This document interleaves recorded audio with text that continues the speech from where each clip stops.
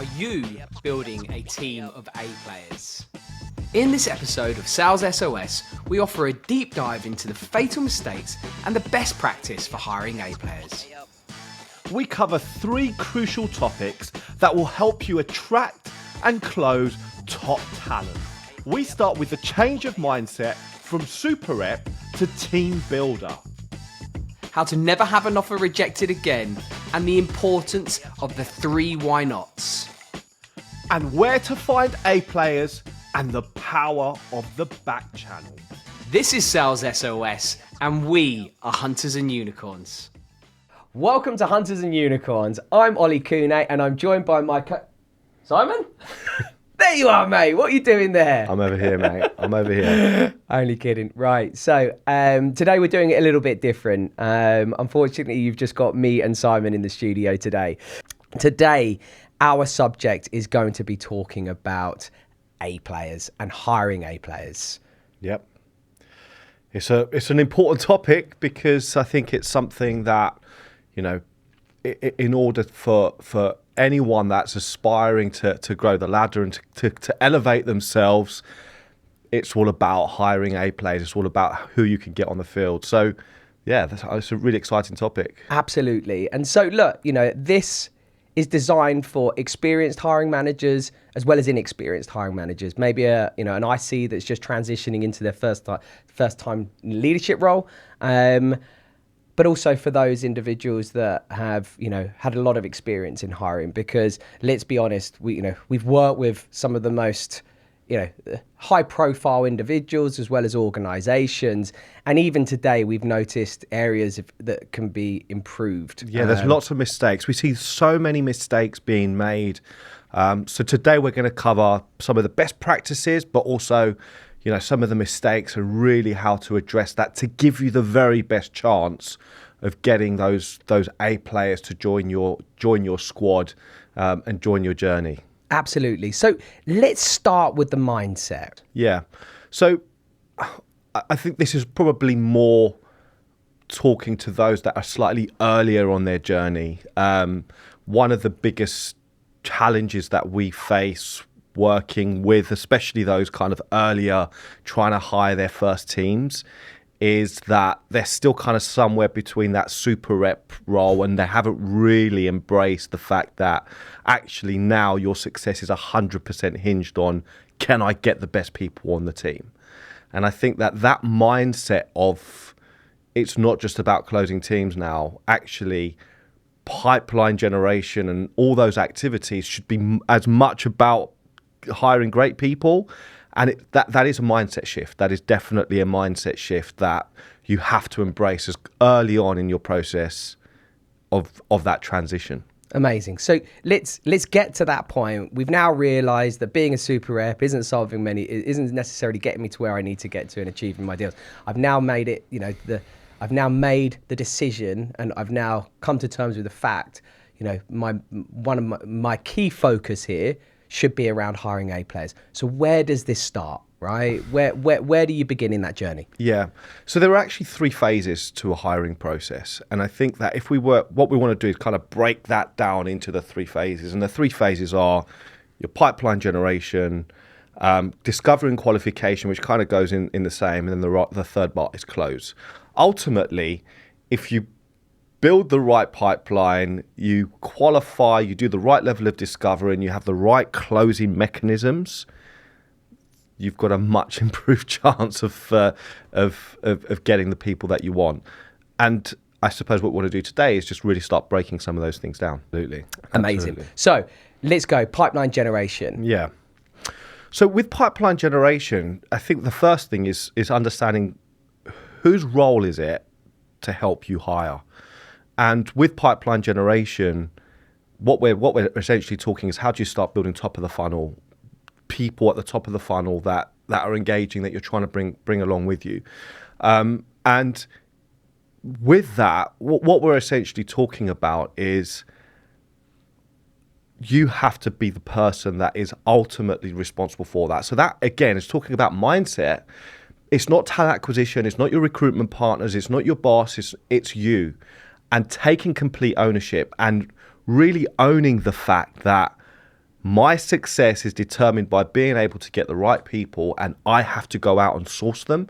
That's the first part of pipeline generation. And then obviously there are different ways you can go and do that, but as in the same way that you prospect to go and crack into new accounts, it's exactly the same thing. The same mindset is, what kind of outbound are you doing? How are you networking? What are you actually doing out there to go and stimulate people to constantly be having that feed and always be hiring to kind of bring that feed of people into your organization? The only thing to add to that is that all the good hiring managers that we work with, regardless of whether they've got headcount, much to a recruiter's despair, is that they're always recruiting. They're always building pipe, regardless of whether they've got a seat. Yeah, absolutely.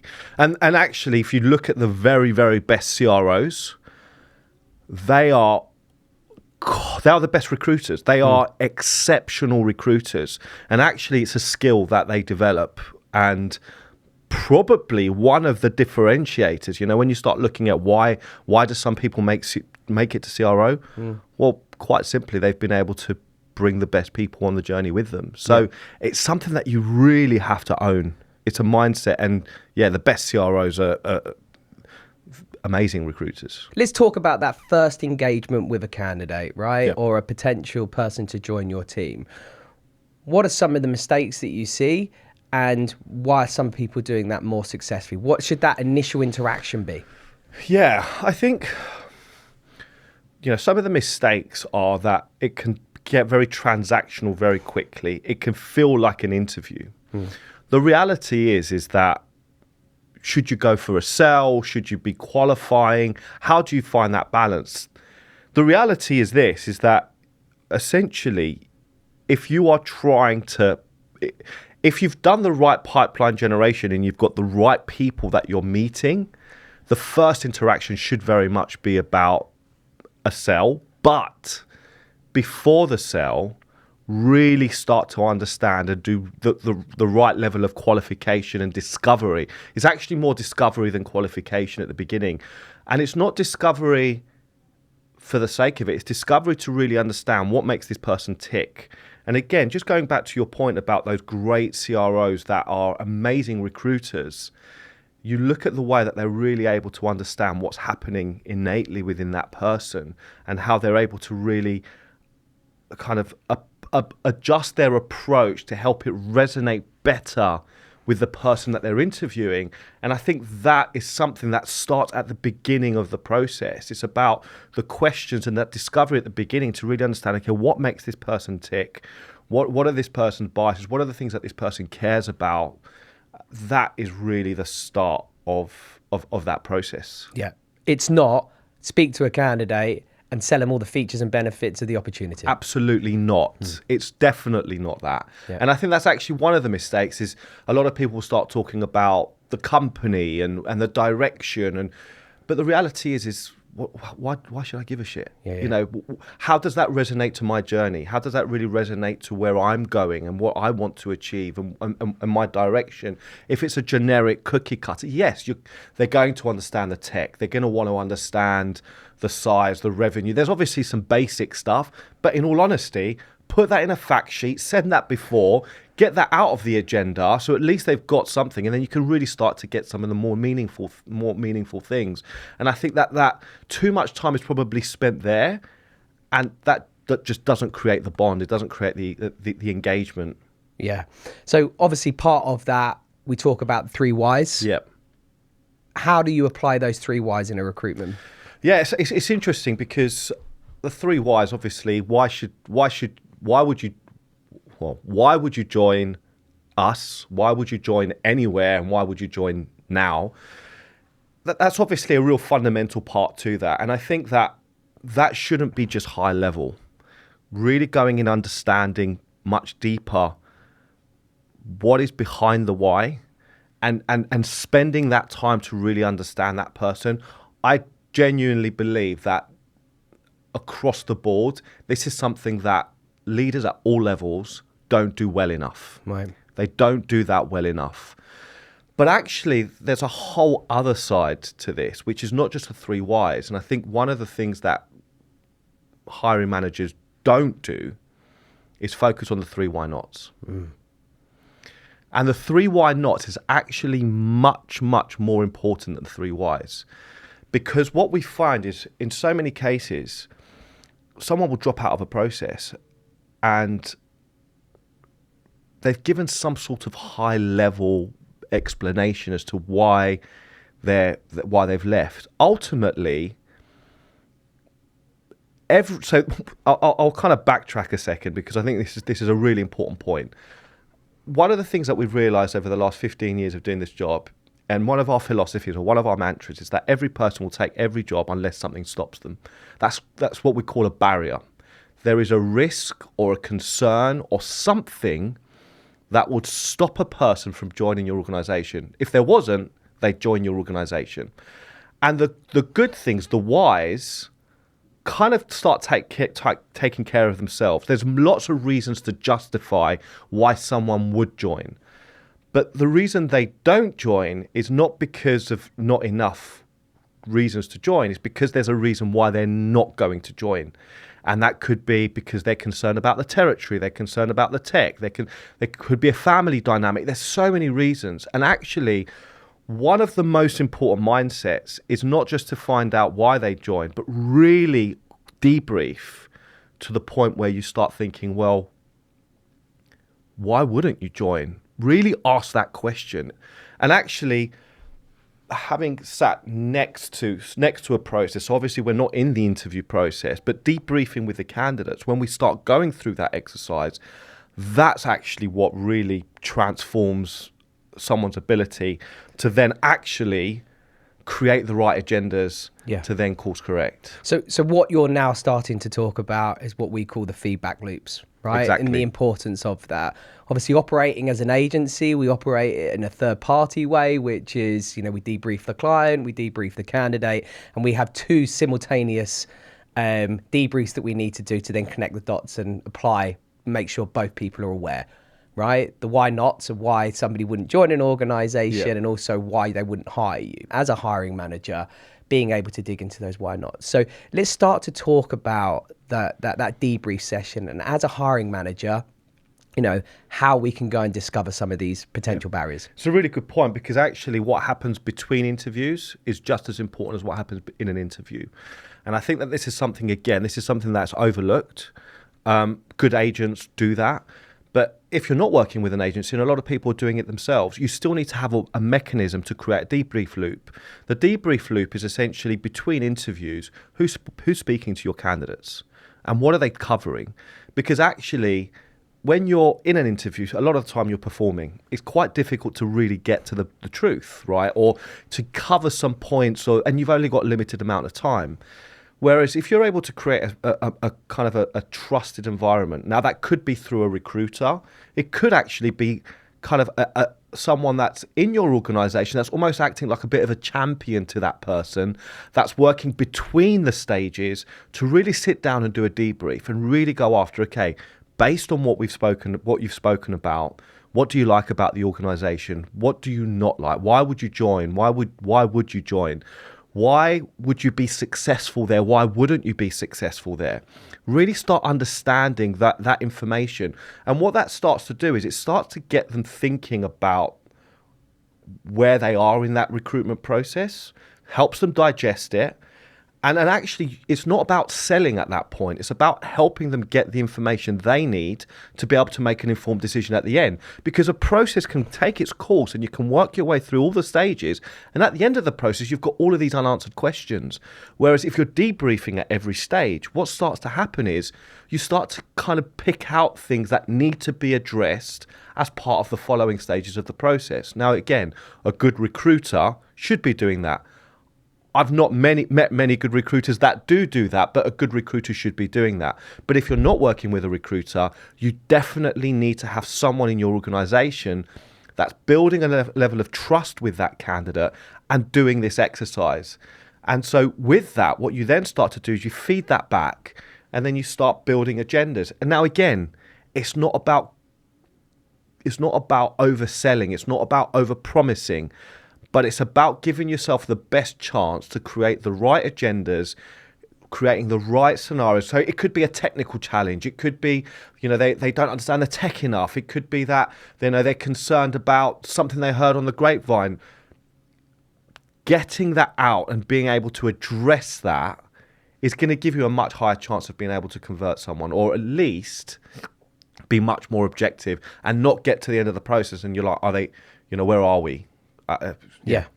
Well, I think, one of the most common, or at least a very common mistake that is made during this process is sometimes rushing the process and it being too quick, right? And so has that candidate, has that person, if they're turning down the offer, is it because they're turning down the offer because it's not right for them, or is it because they haven't had enough discovery to know whether it's right for them? And we see that quite a lot, don't we? 100%. And actually, that's some of the advice that we give to our clients is, it's all well and good that you've identified that they're the right person for you, but have you created the right opportunity for them to get the information they need so you can get to an offer, but they're not ready? And actually, it's something that, again, we see time and time again. Too much of the recruitment process is about getting what you need as the hiring manager to assess whether you want to hire them. The reality is that you need to manufacture a process where you're giving them what they need to be able to make the most objective decision. Yeah.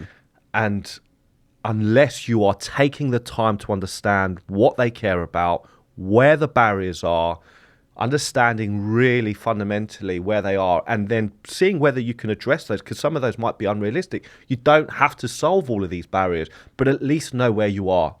And actually, one of the things that we've always spoken about, what is a good recruitment process? It's not about converting everyone. It's about, do you actually know where you are in that recruitment process with the candidates that you want to hire?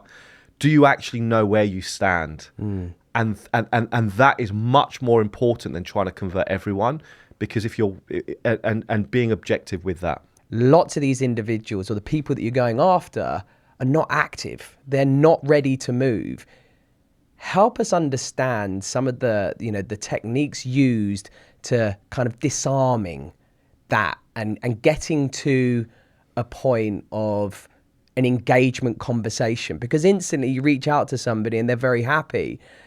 It's a really good question. So Because it can be quite transactional, right? Yeah, it can be very, very transactional. And I think that a lot of the time you can get into a spray and pray mindset where you literally just go through LinkedIn and you just bang out 100 messages and hope that people are going to respond to you. I actually think that, sometimes that works, but ultimately you're probably going to not get anywhere near the response that you need. So the most important thing is actually leveraging your network, really, using people in your network to really find common connections. Do you actually understand anything about who's good in what organizations? Who's giving you that information? If you haven't got that knowledge, you're going to hope you're going to stumble across A players rather than being proactive and knowing who they are. And obviously with time, you start to understand more about the networks, but someone needs to support you with that. So you're either leveraging your network, leaders, common connections to try and identify almost a back channel approach, send profiles to people and say, do you know this person? Can you get me a warm introduction? That's obviously important. If you don't have that mechanism, then obviously an agency that does take that approach is important. Again, there are different types of agencies that can support you in that. But ultimately, you have to be able to really start understanding the market dynamics, where the different alumni of talent are, who the best leaders are, who are the best teams, and then start to kind of navigate. And then rather than sending out 1,000 messages, perhaps you only need to send 50 messages, but you're going to be sending great messages or warm introductions to a much smaller concentration, which is much more meaningful. Now, again, to your point, once you've got them on the hook, one of the things that I think early leaders struggle with is that they're not good enough at really articulating what they will do for that person if they were to join their squad. And I think that, especially as a first time leader, a lot of the time, why would someone with almost similar experience join you? Why would an A player join you? You really, really need to double down on your talk track around where you want to help them get to and why you are the right person to help them get to where they should get to, and how you're going to really enable them to go and have the success. Yeah. And I think that's something that's really important. 100%. So a lot of the training we used to do, less so now, was about finding pains. Yeah. Right. And there were certain areas that we used to pursue pains in. Those pains could potentially be work-life balance. They could be financial. They could be tech-related, territory-related. Obviously, we built a bit of a playbook around this, which is to kind of, what are the key areas to probe around to try and identify pains? Because if we can't find any pain, we are the pain, right?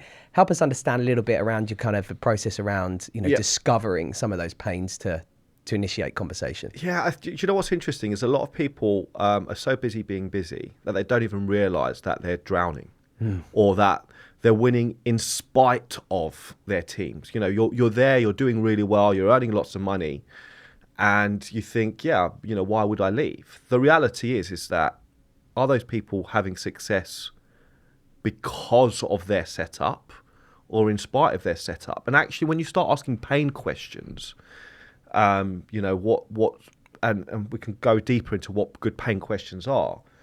What starts to happen is they start to have a realization, actually, maybe things aren't where I thought they. They're so busy being busy that unless you really take the time to help them reflect and just almost take a bird's eye view of their situation and where they are in their journey and what they're trying to achieve, then a lot of the time people don't even realize they're in pain. And so it is a typical sales process, but actually I think even more so in this type of scenario. And to your other points, not just pains, it's motivations. It's about understanding, okay, where are they working towards? What is the end game that this person is trying to accomplish? Where are they on that journey to end game? If they continue on their current trajectory, are they going to get to their end game? Or are there interventions? So you start talking about the required capabilities. Where what's the desired future state? Where are you currently, and what's the required capabilities? It's that kind of approach. So really understanding where is that person on that journey, and are you able to help them get closer to that journey? That's a fundamental to really start to kind of create something that's meaningful with that person. So you spent all this time in discovery. You've got to the final part, which is the most important part, which is sealing the deal and closing, the candidate. What advice can you give around this, and where are some of the pitfalls that you see? Yeah, so actually this, again, when we talk about best practice, I very, very, very rarely see what we define as best practice. Best practice is never make an offer unless you know that person's going to accept. And what I mean by that is, if you're making an offer and letting them go away and think about it, your recruitment process is completely shot. Your recruitment process should be designed that you should know exactly where you are. If you don't, you haven't asked the right qualification questions, you haven't offered the right discovery questions, you don't understand enough about what's going on with the person you're interviewing. So don't extend an offer unless you've already soft closed and said, if I get you this, are you going to accept? If they aren't ready to get to that point, there's probably more work that needs to be done. There's probably a barrier. There's something that you've left behind that's stopping that person. Yeah. Because if they're saying, let me think about it, what is it they need to think about? You've ticked all those boxes at that point, which obviously truly brings back to the earlier point, which is the why not, right? Why would they not accept it? And then it's just the point. So just going back and doubling down on the 3 why nots, That's why those become more important, because if we're going back to that analogy where every candidate or every person would say yes unless something stops them, it's exactly that. So what are those things? That should start to become your checklist. Okay, can we address the fact that they don't understand enough about the tech? Can we understand they don't understand enough about the comp plan? Can we address, whatever it may be, what does career progression look like? What's the actual daily, they might have concerns about the commute. It could be a personal thing at home that we haven't even spoken about, but there is something there. So when you start getting that list, it almost gives you a map. It gives you a kind of a checklist to say, all right, if I were to solve these 5 things for you, or from these 5 things, which are the ones that are non-negotiable for you? It's these 2 things. If I were to solve these 2 things, are you going to say yes? And then it gives you some framework to really work towards. And then, by the end of it, all of the work's been done. We've gone through everything. You've said, yes, I will accept. You know exactly where you are. That is control. Very, very rarely do we see that, but when we do see that, it is flawless. And actually, again, that's what we do between the lines to really kind of facilitate that. And that's why no one should ever reject you. You should never get to a point of rejection, because you should never make an offer unless you know that person's going to accept. The one subject that we haven't covered, which is a massively controversial subject, which is the back channel approach to recruitment. Every good hiring manager uses it. First of all, what is the back channel? Yep. Why is it so effective? And let's just have a bit of a conversation around that. Well, let's just start by saying what it's not. Yeah. It's not referencing. Referencing is a pointless exercise. It's pointless. It tells you absolutely nothing. No one gives a bad reference. But actually, the back channel, people do not realize how much back channeling is happening every single day. The messages back and forth within the different people. The back channel is everywhere, right? So that's another topic about you being hired. But the back channel is so powerful for many reasons. First of all, what it enables you to do is, again, what we said earlier, is start to understand who the movers and shakers in the industry are. It allows you to then really kind of focus your resources and your time and really spending time with people that are genuinely worth, the caliber that you want to actually have on your team. But also, if you're getting a back channel, there's normally an opportunity for a warm introduction as well, right? So getting a back channel and using the back channel even before you make outreach, that can be transformative in you being able to hook really great people to come and interview. So obviously the back channel is something that can be very, very dangerous, right? When is the most appropriate time to do a back channel to ensure that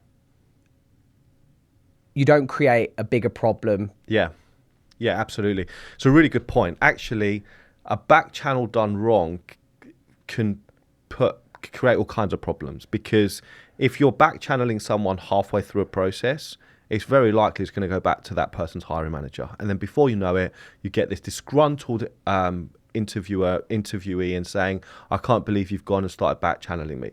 Back channel should be done before you engage. And there's a couple of reasons why. First of all, you're saving your energy in only trying to speak to the right people. But most importantly, it doesn't actually cause them any, because if it's clear that the back channel's before engagement, it doesn't implicate that person in any way. It's a back channel pre-engagement.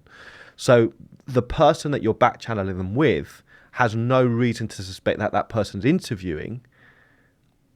So you're actually not creating a scenario where it can go back to anyone. It's a back channel pre. Whereas obviously references or back channel mid-process, that we've seen that many times. So look, the last point I want to cover on this particular subject is knowing where to find A players.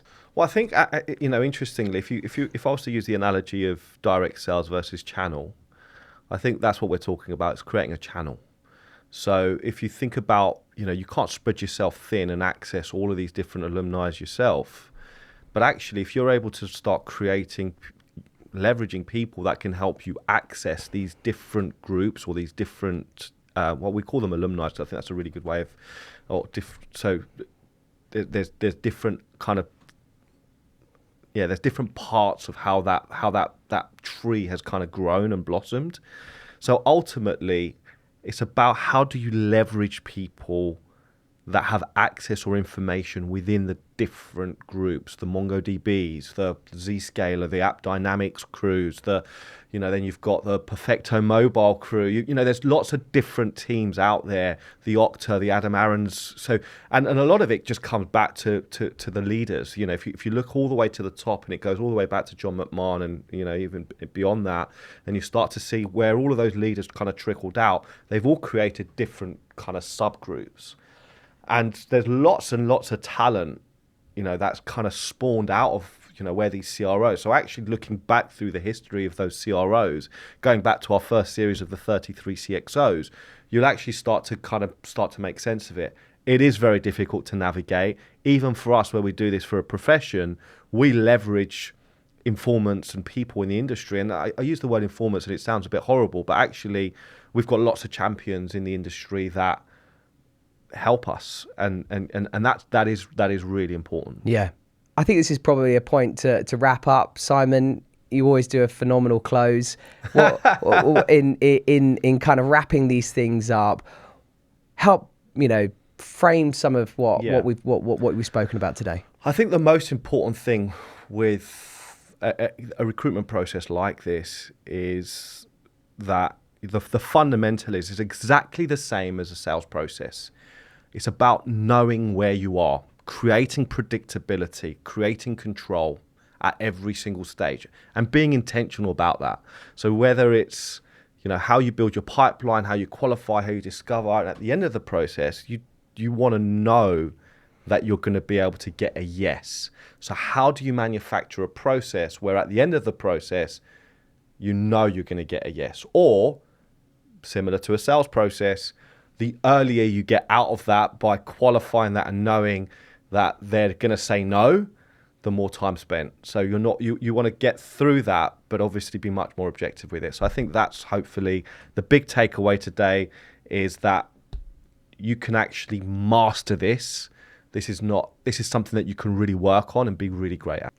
So we hope this has been informative. We would love to hear your comments. We've shared a lot of our opinions. These are just our opinions, but we would really welcome you to share some of your comments, share some of your views. If you agree, if you disagree with some of the comments, we would love to hear more about your opinions on what we've been able to share today. But we really do hope you found this informative. So please, if you do like what you've heard, do subscribe to our various channels on iTunes, Spotify, and YouTube. All the links will be in the description below, and we look forward to welcoming you back for another session very soon. Take care and goodbye.